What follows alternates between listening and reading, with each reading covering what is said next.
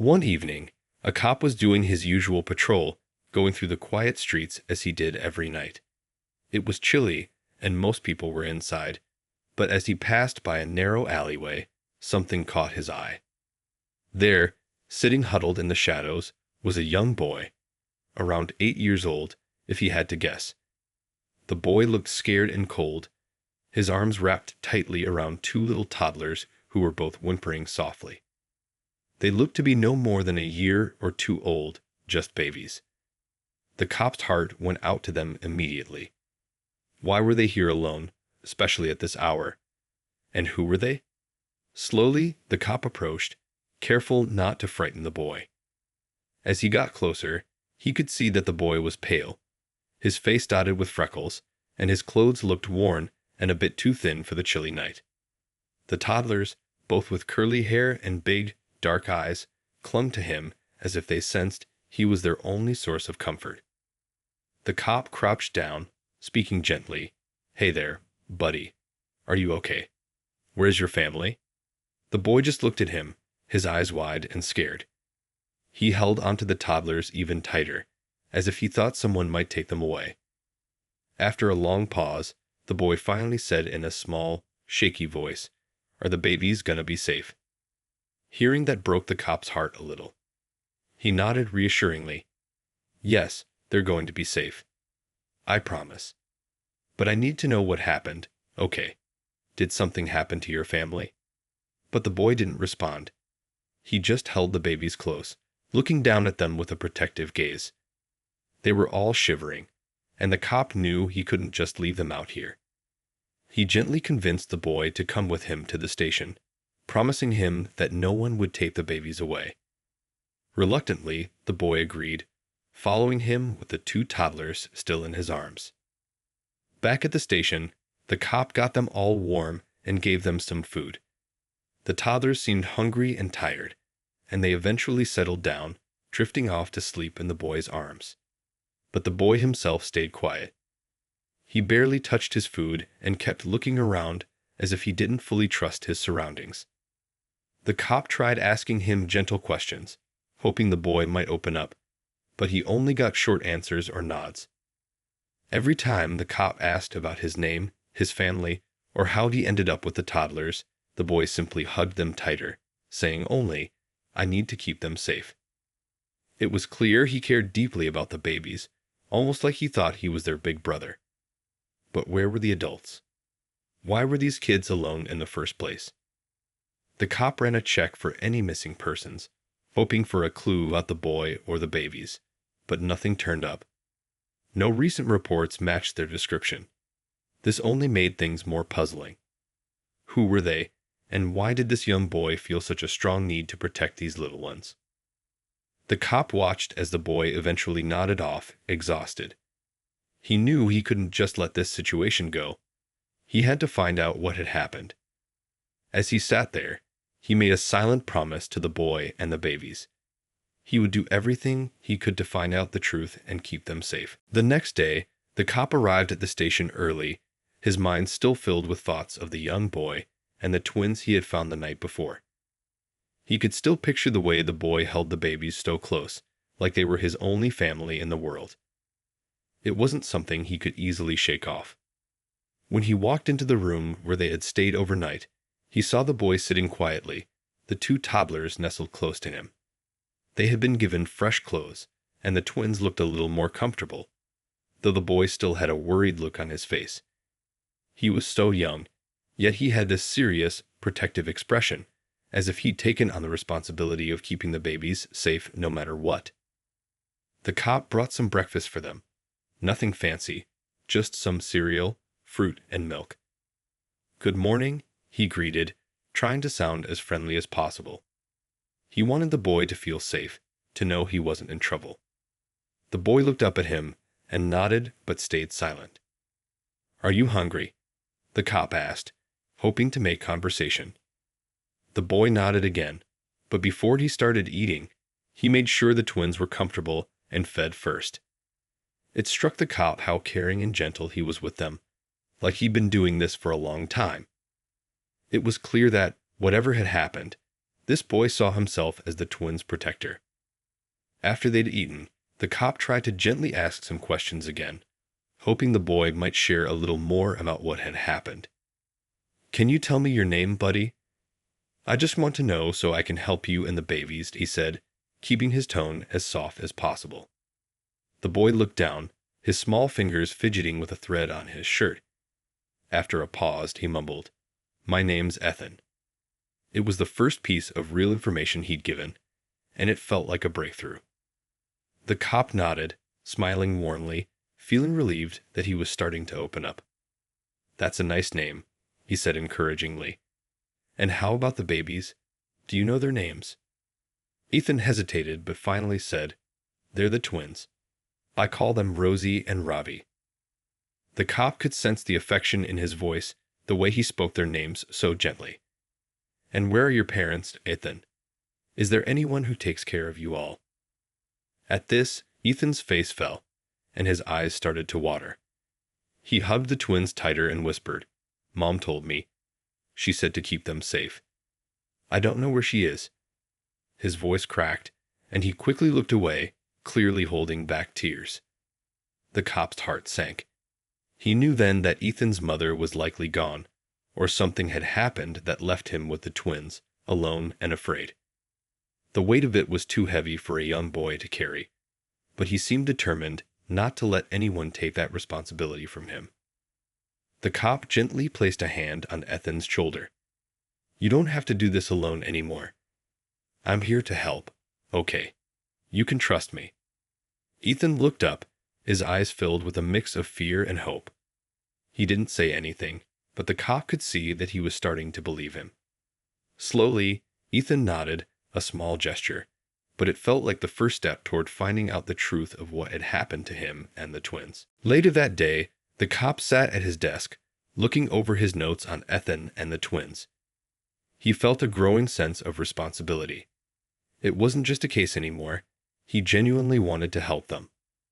But without more information, it was hard to figure out what to do next. He knew Ethan wasn't ready to talk much, so he had to find other ways to learn about their past. He decided to start by looking through any recent reports of missing children or families in trouble. He spent hours going through files, hoping to find something, anything, that could connect back to Ethan or the twins. But there was nothing. No missing reports, no abandoned children that fit their description. It was as if they'd appeared out of nowhere. The cop then tried a new approach. He called the local hospitals and child care centers, asking if anyone had been caring for twins like Rosie and Robbie. But every call led to a dead end. It was frustrating, but he didn't want to give up. He remembered how Ethan had looked at him that morning, a little more hopeful than before. He didn't want to let the boy down. As the day went on, a colleague who'd been listening in on the cop's search leaned over and said, "Hey, I remember hearing about a woman in a nearby neighborhood who was taking care of twins. It was just something I overheard, but maybe it's worth checking out."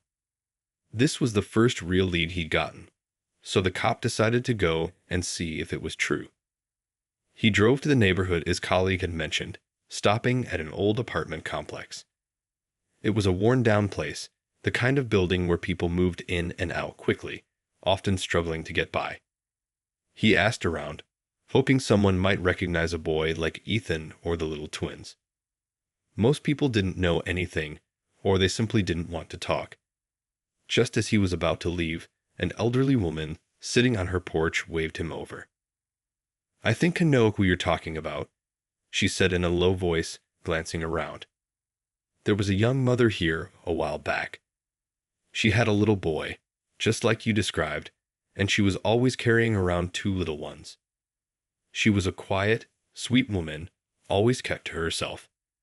She worked long hours and seemed tired all the time, poor thing." The cop felt a flicker of hope. "Do you know what happened to her? Or where she might be now?" The woman shook her head, sighing. "No, she disappeared about a week ago. Some people said she left in the middle of the night, but no one really knows. We were all worried about her, but she didn't have family here as far as I knew." The cop's mind raced. If she had left suddenly, that might explain why Ethan and the twins were alone. Maybe she had to go somewhere urgently, or perhaps something had happened to her. It was clear now that Ethan's mother had been doing her best to take care of the children, but something had gone wrong. Thanking the woman, the cop returned to his car, deep in thought. He wondered if Ethan knew more than he'd been able to say. Maybe he'd seen something that night his mother disappeared, something he was too scared to talk about. As he drove back, the cop knew he'd have to tread carefully with Ethan. Whatever had happened, it had clearly left the boy shaken and afraid. But he felt closer to understanding the mystery, and he knew he wouldn't rest until he found out the truth about Ethan, Rosie, Robbie, and what had happened to their mother. When the cop returned to the station, he felt a renewed sense of purpose. He had learned that Ethan's mother had vanished under mysterious circumstances, and he was determined to find her. He knew that if he was going to get more answers, he had to go back and talk to Ethan again. Sitting at his desk, he prepared himself for the conversation. He wanted to approach Ethan gently, understanding that the boy had been through a lot. It was important to make him feel safe and to know he could trust the cop. After a while, he walked into the room where Ethan and the twins were playing with some toys the staff had provided. The twins were giggling, their laughter brightening the otherwise somber atmosphere. "Hey, Ethan," the cop said softly as he knelt down to the boy's level. "Can we talk for a bit?" Ethan looked up, his expression cautious but curious. He nodded slowly, still holding Rosie and Robbie close. The cop noticed how protective he was, as if he was afraid someone might try to take them away. "I found some people who knew your mom," the cop began, watching for Ethan's reaction. "They told me she was a really good person. Do you remember anything about where she might have gone or why she left?" Ethan's face tightened, and he looked away for a moment. The cop could see he was struggling with his emotions, trying to hold back tears. Finally, Ethan spoke in a whisper. "She always worked really hard. I think she was scared of losing us." The cop's heart ached for the boy. "Do you know what made her scared? Did she ever talk about someone or something?" Ethan hesitated but then nodded slightly. "She said she had to keep us safe. That there were bad people who might want to hurt us. That's why we had to stay hidden sometimes." His voice trembled, and he bit his lip, trying to hold back tears. The cop felt a surge of compassion for the boy. "You did a great job keeping the twins safe, Ethan. You really did. But it's okay to tell me if you're worried about anything else. I promised I'll help you and your family." Ethan looked at him, searching his eyes for sincerity. "I just want to find my mom. I don't want anything bad to happen to her or to us."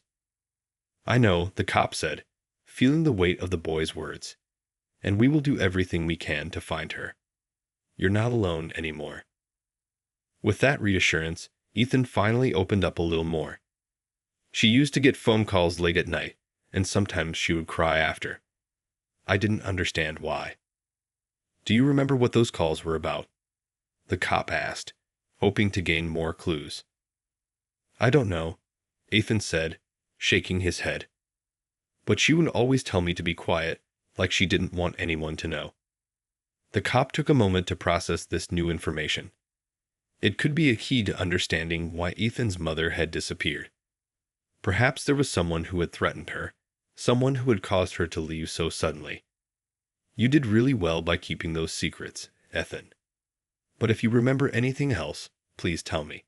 It might help us find your mom." Ethan nodded, a flicker of hope appearing in his eyes. The cop felt a sense of determination wash over him. He was going to dig deeper into this mystery. He knew that Ethan needed answers, and so did he. As they talked more, the cop began to form a plan. He would reach out to the neighbors again, and perhaps even try to trace those phone calls if he could.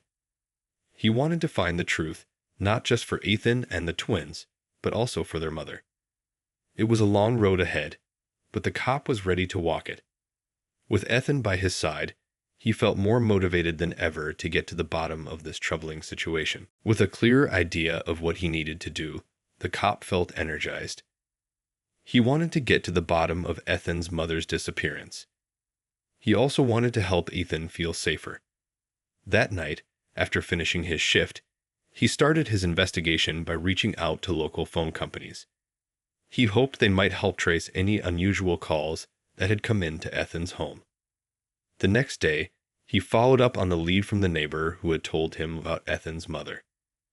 He returned to the apartment complex where she had lived, hoping to gather more information. When he arrived, he approached several people, asking if they had seen anything strange or if they knew her well. Many were reluctant to talk, wary of the police, but he pressed on gently, hoping to build trust. Finally, a man sitting outside his apartment, smoking a cigarette, seemed willing to chat. "Yeah, I remember her," he said, flicking ash onto the ground. "Nice lady. Kept to herself mostly, but sometimes I'd see her talking to some rough-looking folks." The cop's interest piqued. "Rough-looking folks? What do you mean?" The man leaned in slightly, lowering his voice. "You know, guys that didn't look like they belonged around here. They drove nice cars, but always seemed up to no good. I saw her arguing with one of them a few times. I figured it was just her business, but it didn't seem right." This was crucial information. "Did you see their cars? Or remember anything specific about those guys?" The cop asked, taking notes quickly. The man thought for a moment. "Yeah, they had a black SUV, pretty new, always parked around the corner, waiting. She looked scared a couple of times when they were around, but I didn't think much of it." Feeling a growing sense of urgency, the cop thanked the man and headed back to his car. He needed to find out more about the black SUV. As he drove, he made a mental note to check with nearby security cameras that might have caught a glimpse of it. Once back at the station, he talked to a tech expert who helped him access footage from the last few weeks in the area. They found a few clips of a black SUV parked near the apartment complex at odd hours. In one clip, they saw Ethan's mother getting into the car with a man. The cop's heart raced as he watched. She looked anxious, glancing around as if she was afraid someone would see her. He asked the tech expert to enhance the video, hoping to get a clearer look at the man. As they worked on it, the cop felt a mix of hope and fear.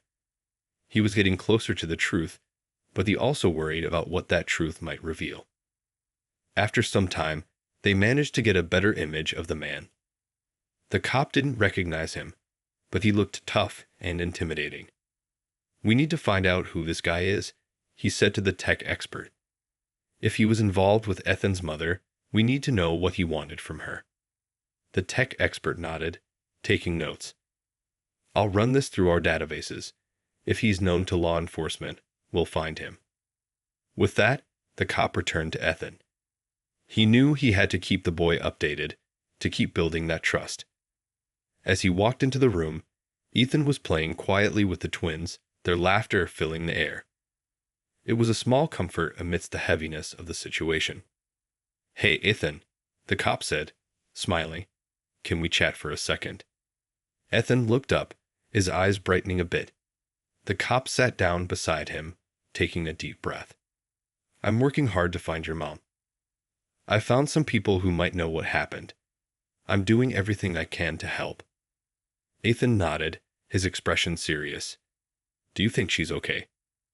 The cop thought for a moment before answering.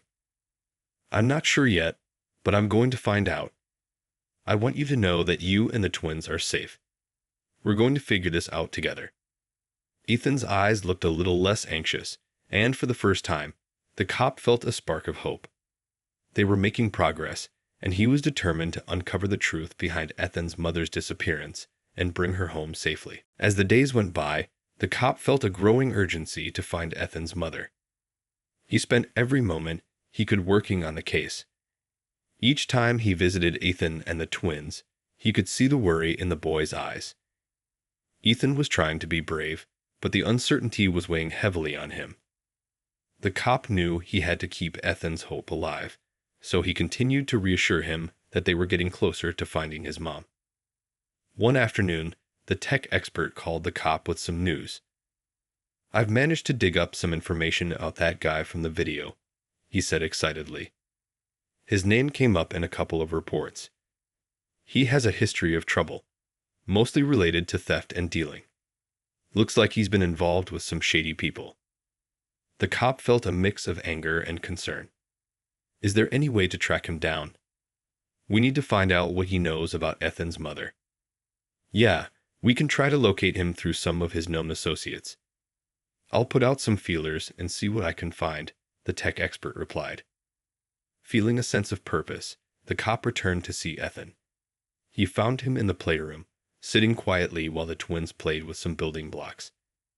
The cop smiled as he watched the little ones giggle and stack the blocks, but he knew he had to bring the focus back to Ethan. "Hey, Ethan," the cop said cheerfully as he joined them. "How are you doing today?" Ethan looked up, a little hesitant but willing to engage. "I'm okay. I was just playing with Rosie and Roddy. They like building towers." "They look like they're having a great time," the cop replied, glancing at the toddlers. "I wanted to let you know that I'm still working hard to find your mom. We might have a lead on someone who knew her." Ethan's eyes widened with hope. "Really? Do you think he knows where she is?"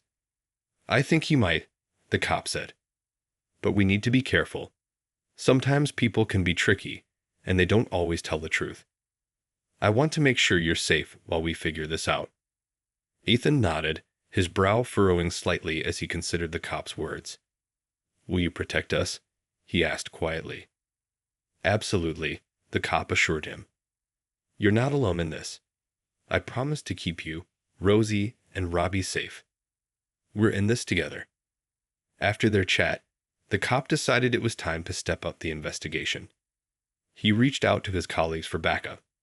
They organized a plan to visit the last known address of the man from the video. The cop knew it was important to approach the situation carefully. They didn't want to scare the man away or put Ethan in any danger. The following day, the team set out, the cop leading the way. They arrived at a rundown house on the outskirts of town. The area felt tense, and he could see that his colleagues shared his apprehension. They parked a short distance away and quietly discussed their approach. "We'll knock on the door and see if he's there," the cop suggested. "If he isn't, we'll talk to the neighbors and see if anyone has seen him." The team agreed, and they moved toward the front door. The cop knocked firmly, but there was no response. After a few moments, he tried again, this time calling out, "Police. We're looking for someone who lives here." When no one answered, they decided to canvass the area, asking neighbors if they had seen the man. Most were reluctant to talk, but one older woman finally spoke up. "I've seen him around. He's been here off and on. Usually hangs out with some unsavory types. I wouldn't be surprised if he's in trouble." The cop's gut instinct told him they were on the right track. "Have you seen him recently?" "Maybe in the last few days." The woman thought for a moment. "Yes, just a few days ago. He was here with a couple of other men. They looked like they were planning something. I didn't like it." The cop felt a rush of adrenaline. "Thank you for telling me. We need to be careful. If you see anything suspicious, please call us right away." As they left, the cop's mind raced with possibilities. The pieces of the puzzle were starting to come together, and he was determined to find Ethan's mother. He hoped that they would have answers soon. Ethan was counting on him, and he wasn't going to let him down. The next day, the cop gathered his team to discuss their next steps. They needed to act quickly but carefully, as the information they had gathered suggested that the man might be involved in something dangerous. After reviewing their findings, the cop decided they needed to visit a known hangout for the man and his associates. It was a small bar on the edge of town, a place where trouble often brewed. As they drove to the bar, the cop felt a mix of excitement and anxiety. He knew that this was a crucial moment in their investigation. If they could find this man, they might finally get answers about Ethan's mother. When they arrived, They parked a little way down the street, out of sight. The cop and his colleagues approached the bar cautiously.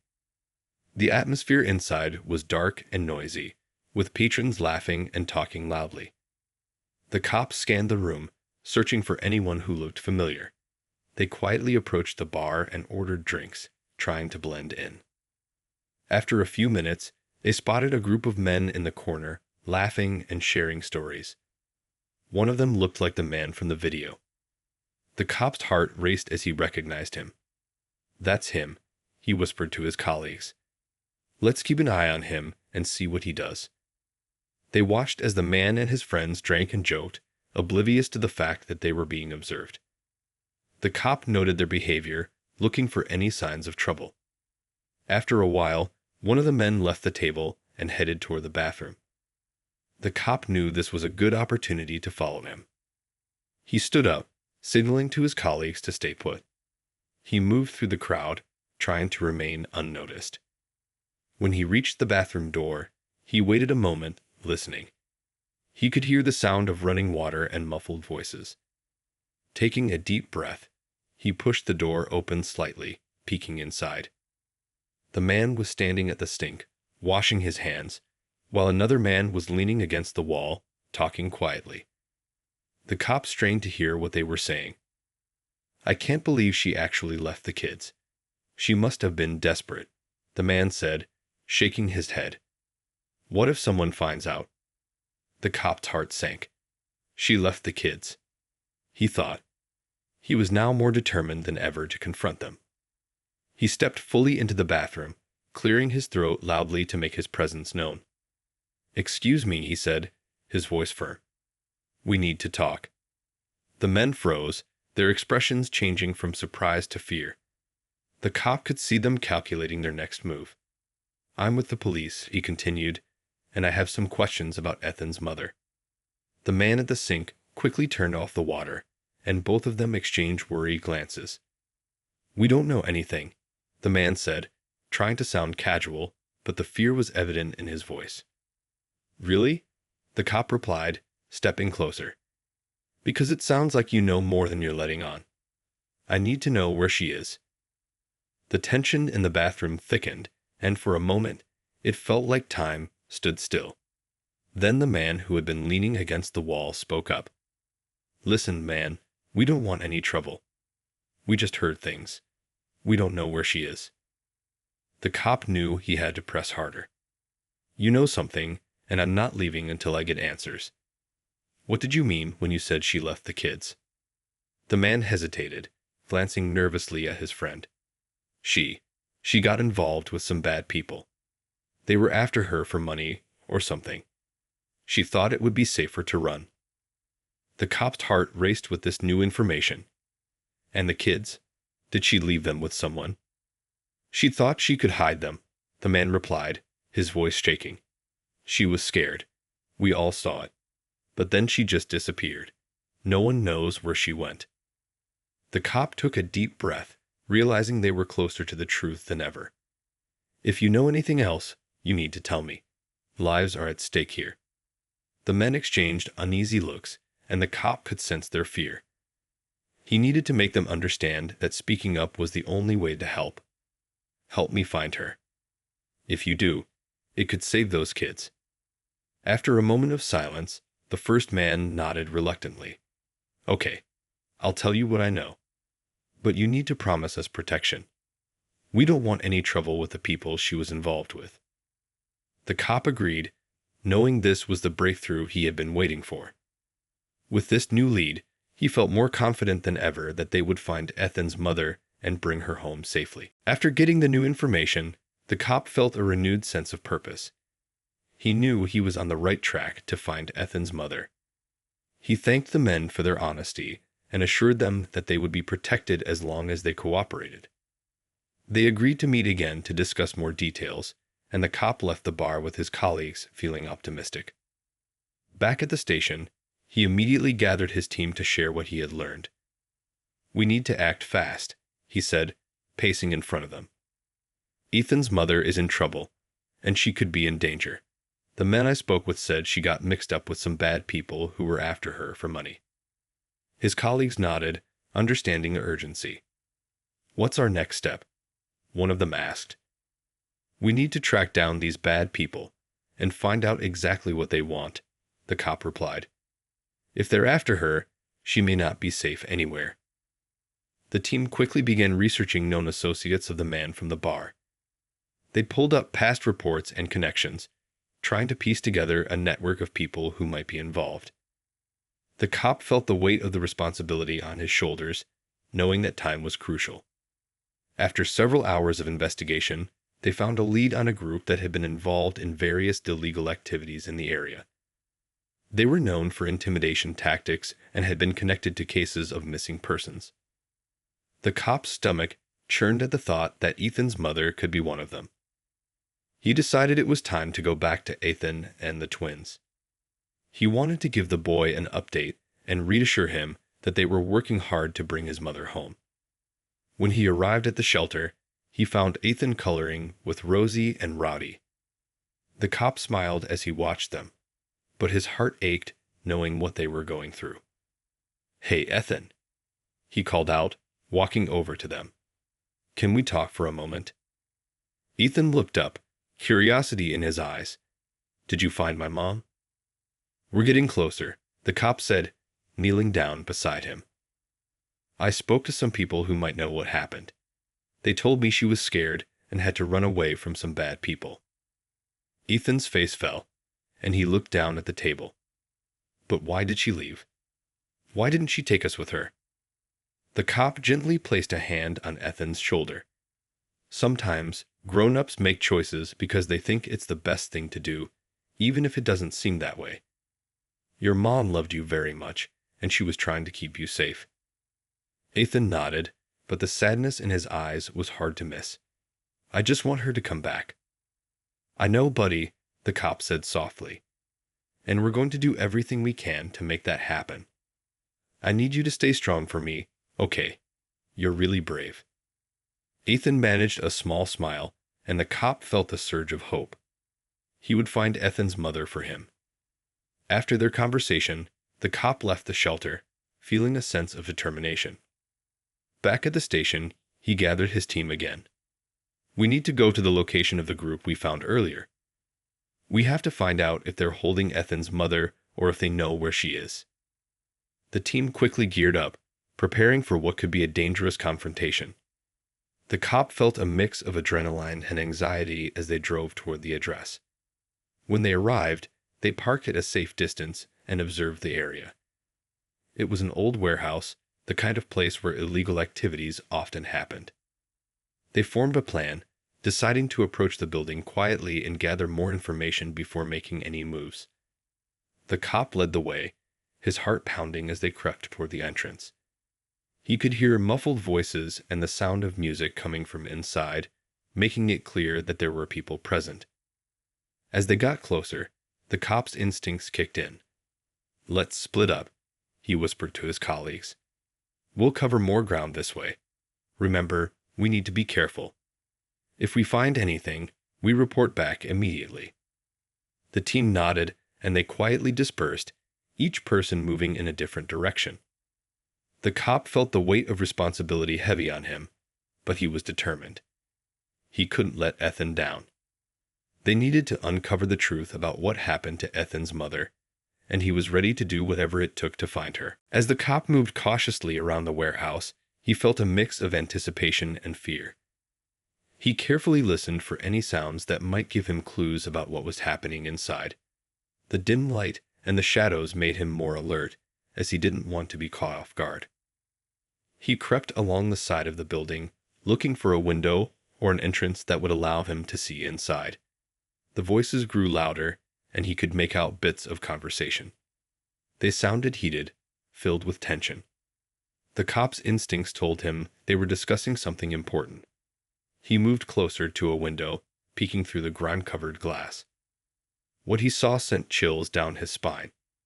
A group of men were gathered around a table, and in the center of the table was a pile of cash. The men were exchanging angry words, their faces twisted in frustration. Among them, he recognized the man from the bar, the one who had been connected to Ethan's mother.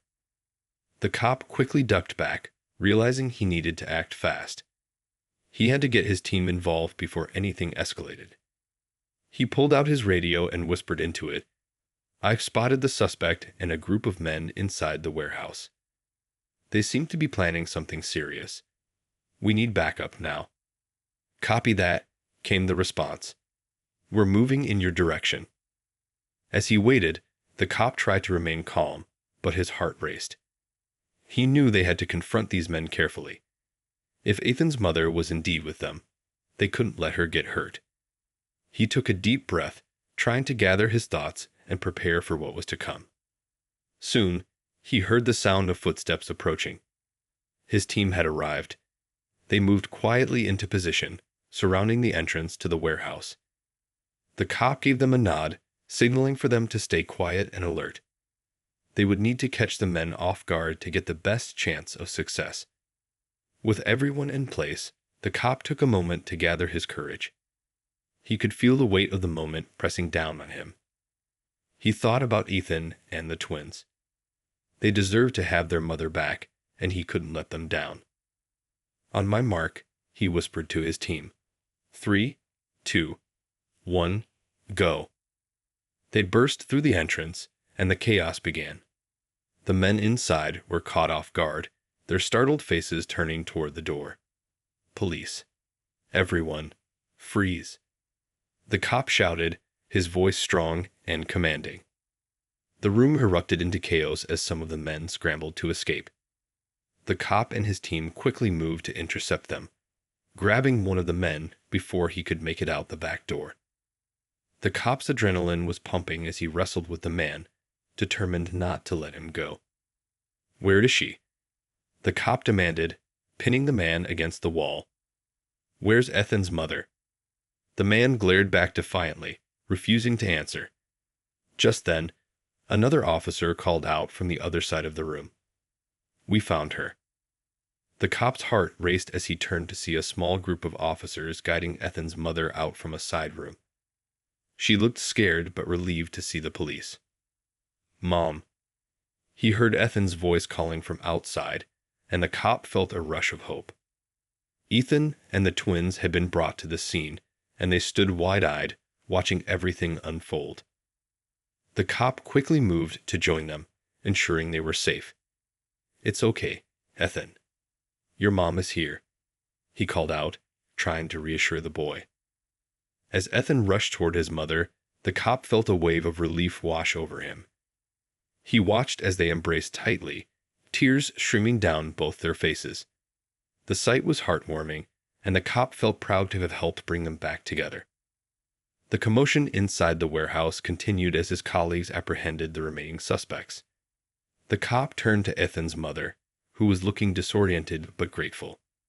"You're safe now," he said gently. "We're going to take care of everything." Ethan stood beside them, looking up at his mother with wide, hopeful eyes. "I missed you, Mom," he exclaimed, his voice full of emotion. "I missed you too, sweetie," she replied, her voice shaking. "I was so scared." The cop knew this was just the beginning of a long process. They would need to ensure Ethan and the twins were taken care of.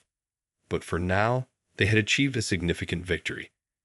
They had brought a mother back to her children, and that was a feeling he would carry with him forever. As the officers continued to handle the situation inside the warehouse, the cop stood with Ethan and his mother, knowing that their journey to healing and safety was just starting. He was determined to help them every step of the way, ready to face whatever challenges lay ahead.